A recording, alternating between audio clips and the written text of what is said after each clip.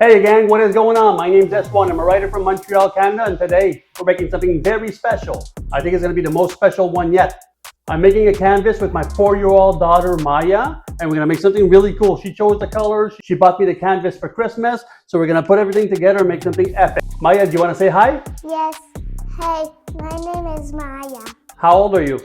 4. You're 4 years old. Are you going to help me with this canvas today? Yes. Amazing. So stick with us. We're going to rock it out. Boom. All right, we're ready to get this process started right now. I'm going to spare you a lot of the details because I've explained it like 3 or 4 times recently in the videos. So we're going to go through this part pretty quick and we'll spend more time on the pouring process and the graffiti process. All right, so check this out. Maya chose some hot pink, some hot purple, Yes. some white, Yes. and some gold. Yes. Now, we're going to add a bit of rubbing alcohol in the gold. That's going to make a cool lacing of pearls inside the canvas. And we're going to try to make something very, very fluid so that way the graffiti part really pops up when it's on top, okay? Now, we have some pink already made. I'll make a bit more. Yeah. And then I'll make the purple, the white, and the...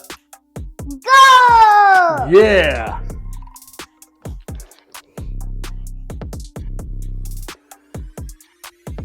We're putting some hot pink first and then the purple. That's right. And this video will be for only me because I made this canvas for only me and Daddy. All right, as per usual, we're going to strain this to make sure that there's no chunks in the paint so it doesn't appear on the canvas. Yeah. Pretty good, Dad. Thank you. Time for the purple. This is Maya's favorite color, right? Yes. The mixing up the thing. We're making our canvas. Right, Dad? That's right. Keep stirring until it gets purple. All right, we're done mixing the colors. Let's go to the basement and rock this out. Yeah. All right, we have all our equipment ready. We have our paint. We have our gold with some rubbing alcohol in it to create those pearls. We have a canvas. We have some large push pins. We have a level. And we have a rag to wipe our hands on. All right, so I need the push pins because what I don't want is the canvas to be on the tablecloth while I pour the paint. Because when it dries, it's going to dry onto the table. We don't want that. We want something that's going to elevate it and make sure that we can just wipe it off afterwards and we're good to go. I'm going to push these in. Second thing that's equally as important, make sure this is leveled. If this is not leveled, when we pour the paint and let it dry, the paint will leak off the canvas and destroy our design. We don't want that either. All right, we're a little bit off. We're very off. So let's fix this.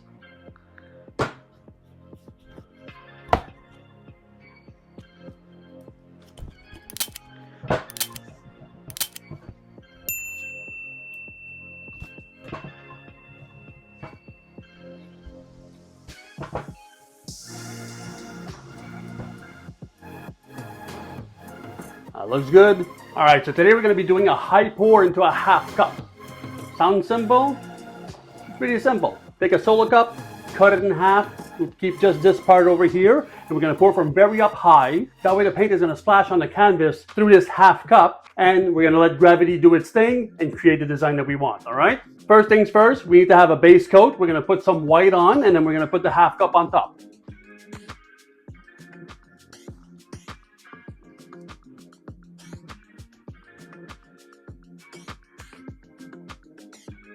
Starting with the pink.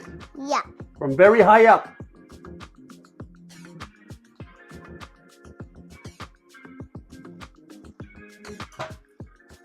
And the purple. Yeah, my favorite color. And some gold after. And the gold's gonna come at the end. We're gonna go with some white right now. You can see it's already pushing out through the edges and creating the pearls that we want. We're going to restart with our colors.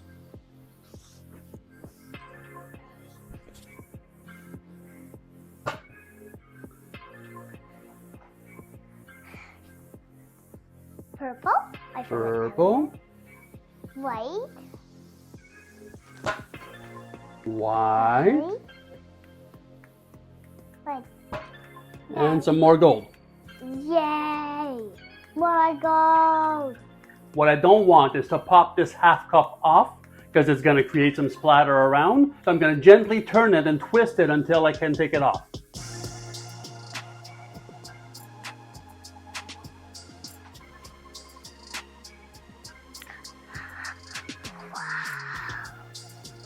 And there we go. We already have something really nice, but now we're going to tilt it side to side, top and bottom, to make sure that we cover all the edges and have an epic canvas for Maya, right? Yes.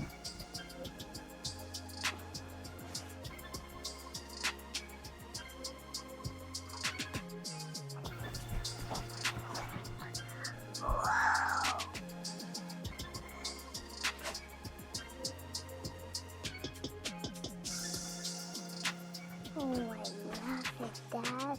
You love it, babe? Yeah. Another thing that's super important is to cover all the edges. So I get some paint that fell off the side and gently dab it to cover the edges.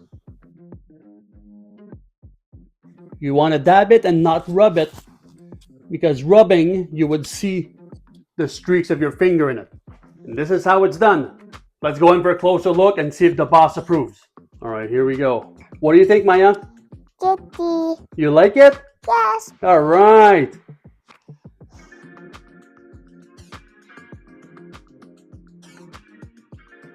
All right, two last things before we put this to dry. Once it's dried for about 2 hours, what you want to do is you want to go around the canvas with your finger and wipe off all those little drops of paint all around to make sure there's no bumps, because otherwise when you're going to put it on the wall, those bumps are going to make the canvas crooked. We don't want that.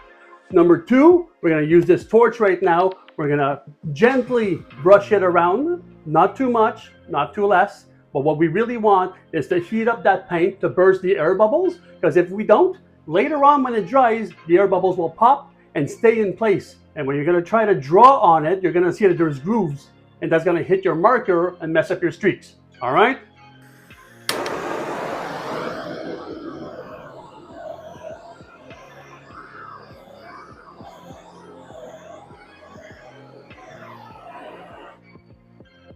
All right, this is done. We're going to let this dry for about a week. So stay tuned. We're going to rock a graffiti on top of this canvas. Boom. All right, gang. Now, while the acrylic pour dries, I'm not letting up. I'm jumping in Procreate to sketch out my piece and test out the colors that Maya chose. Once my sketch is done, I create a new layer and I outline using my technical pen. One thing that's very important here, leave no gaps in your outline, otherwise you'll be in big trouble in the next step. In order to fill my piece and get some nice fades going on, without having the overspray all over the place, I make my outline layer into a reference layer by going to my layers menu, tapping on my outline layer, and choosing reference. Then I tap on the mask menu. That's the one that looks like an S or a DNA strand. I choose automatic, and I tap on all the interior spaces of my piece to select them. Remember that I said there should be no gaps in your outline? Well, if there are some, your selection here will select the whole background, and we don't want that. If it happens, undo until before the reference point, fix your issue, and restart. Now that my piece is selected, I'll choose a spray paint pen. I prefer the medium nozzle. Then I choose my first color, and I begin swiping side to side.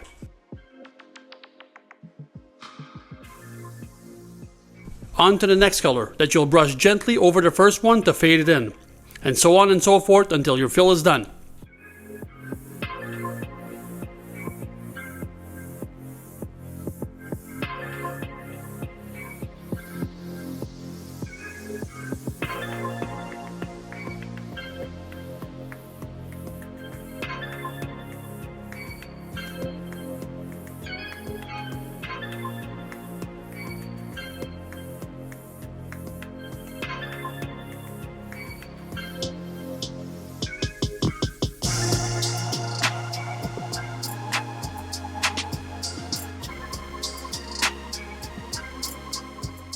Afterwards, I create a new layer that I drag below my fill layer, and I start tracing my 3D towards the focal point I've placed at the bottom middle.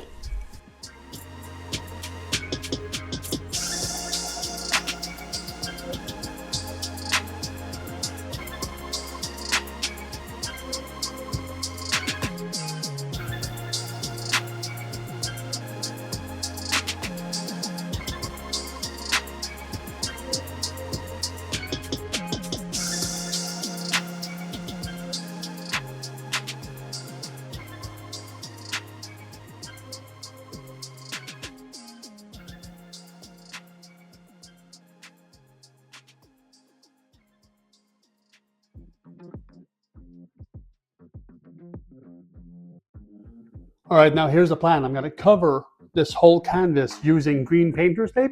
The reason I use this type of tape is because it's made for painting. It's made not to leave marks, and it's made to be taken off without ripping the paint afterwards. Very important, I'm going to cover every inch of this canvas. Even if I'm only going to be painting right over here in the middle, I don't want the overspray to go onto our nice background. So what I'm going to do is cover the whole canvas and prevent that.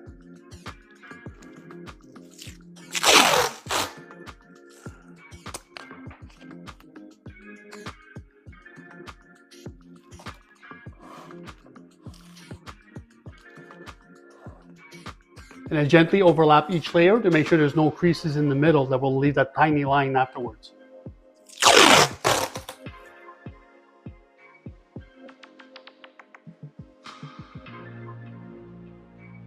Now last step, but very important, make sure that this is very, very tight on here. That way when you spray paint, the paint won't leak under the tape. All right, now for my next step, I'm going to be taking this carbon paper, just regular black carbon paper I got off of Amazon.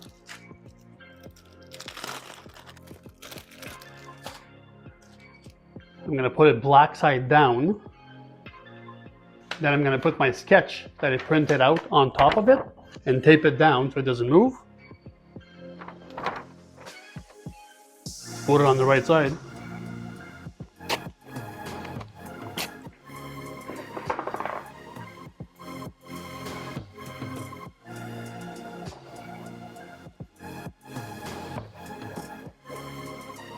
And I'm going to use a pencil to draw over it to make sure that this transfers properly on there.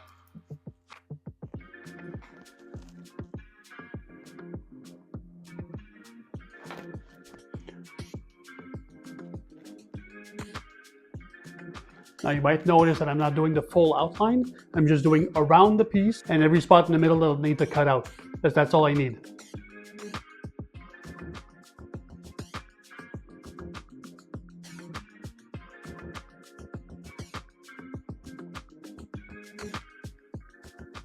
All right, now that that's done, let's take a look at what I did.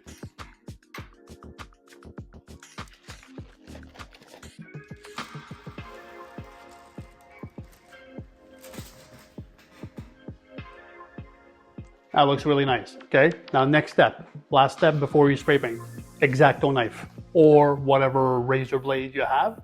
Be very, very careful. These things are, one, very sharp and two, very pointy. If you go too fast on this part, you might go through your canvas and that's going to ruin everything. So be very careful. And now I'm going to redo the same thing I did with the carbon paper. I'm just going to cut everywhere else around and then we're going to peel it off.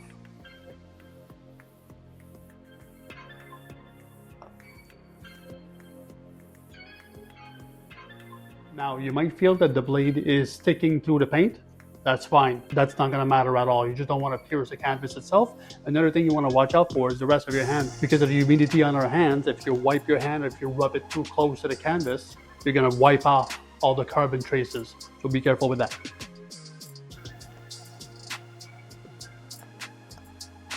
All right, now that the cutting is done, it's time to peel this off. I use a tip of my X-Acto knife to just peel off the corners and then rip everything else off. But be very careful. You don't want to take off the pieces of tape that would be the inside of your letters. And if a piece doesn't come off properly, don't force it. You'll just rip the tape. Just recut it.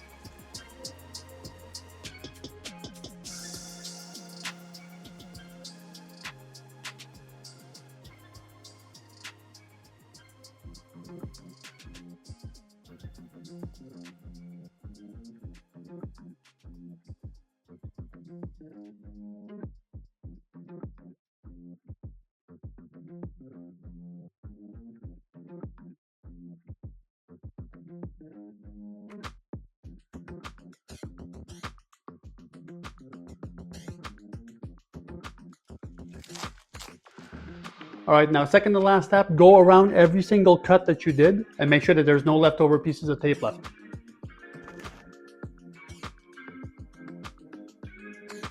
Like here, and here.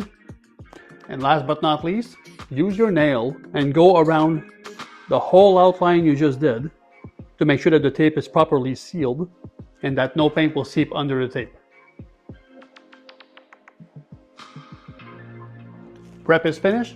Let's go check out the spray paint. All right, let's make sure we get every color she wants.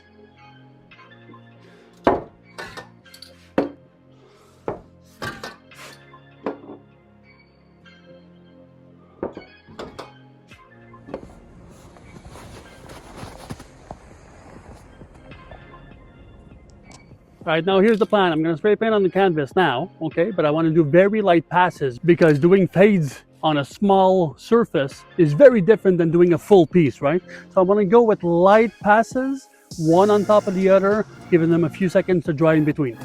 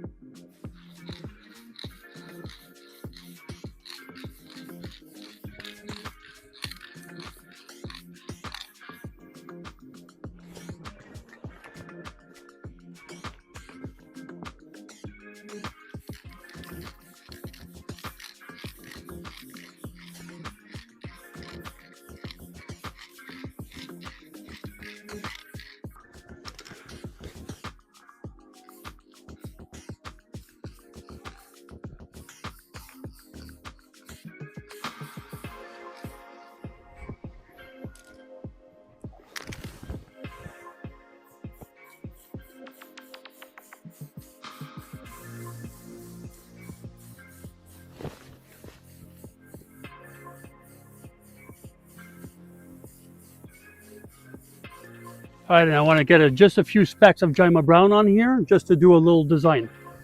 So I'll press very lightly on the tip and just towards the back so I can just do a light spatter.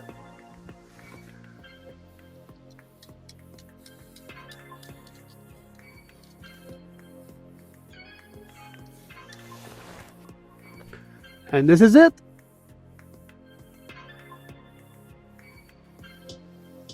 All right, come here. Let's start peeling from the top. Over here.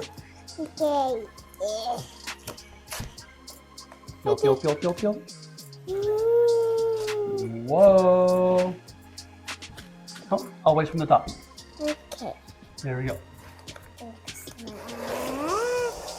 Wow. That's pretty canvas underneath. Yeah. Okay, let me get this one ready.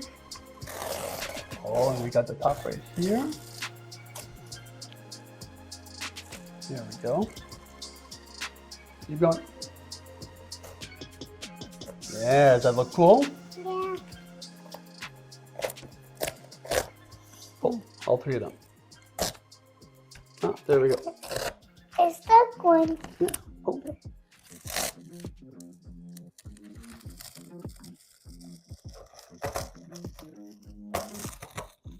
You don't want any green, huh? Nope, we're gonna take off all the green tape. For me? Okay, you go there. There we go. We'll get the tiny one here. And then you'll get the last one right here. Yay! Okay, get this off. Last one. Look at this. Does it look pretty? Yes. Are you happy with it? Yes. Hey, you forgot all your tape.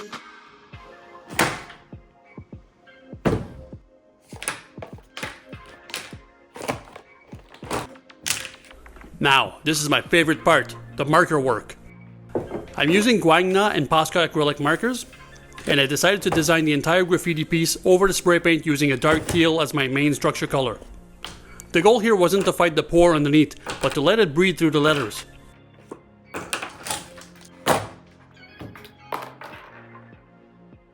A friend actually recently pointed something out that really stuck with me. They said my outlines could be thicker. At first I hesitated, but I trusted the feedback, and honestly, it made a huge difference. The thicker outlines grounded the piece, gave it more weight, and helped separate the graffiti from the chaos of the pour underneath.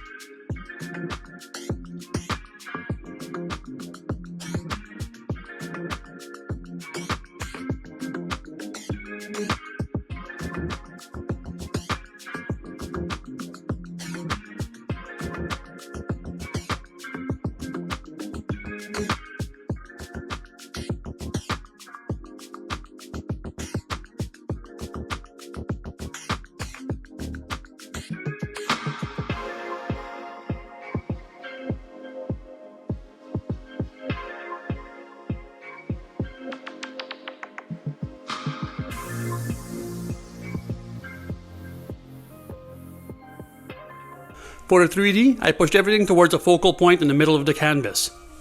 To do so, I placed a piece of blue poster gum at the bottom middle of the canvas. I wanted your eye to naturally get pulled right here, so all the structure, angles, and depth are working together instead of fighting each other. This is where the planning really pays off.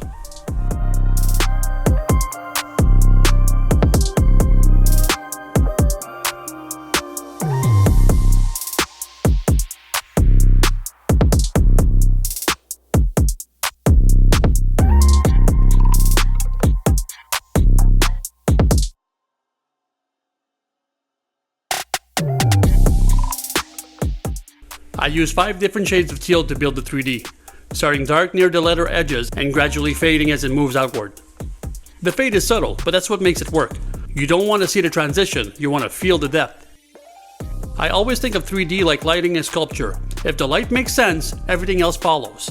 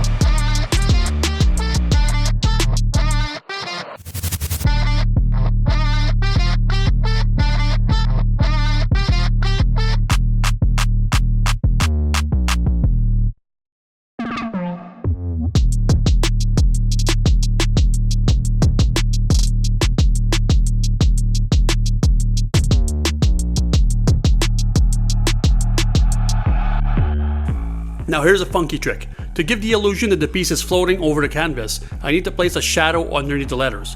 That's tricky given that the markers do streak, spray paint would be uncontrollable at this point, and I don't use airbrush. So what I do is, I put black paint marker on my index, I rub my thumb and index together, just a bit, then I rub them onto the canvas, directly beneath the piece. That adds a lot of depth.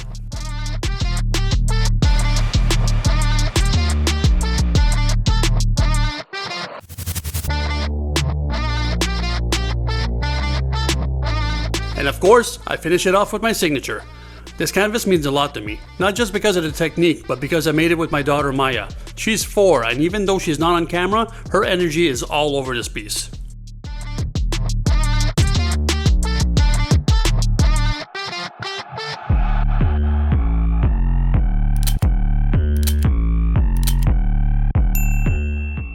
If you enjoyed this process, let me know in the comments. I'd love to hear what you think about the thicker outlines, the teal fades, or the mixed media approach overall.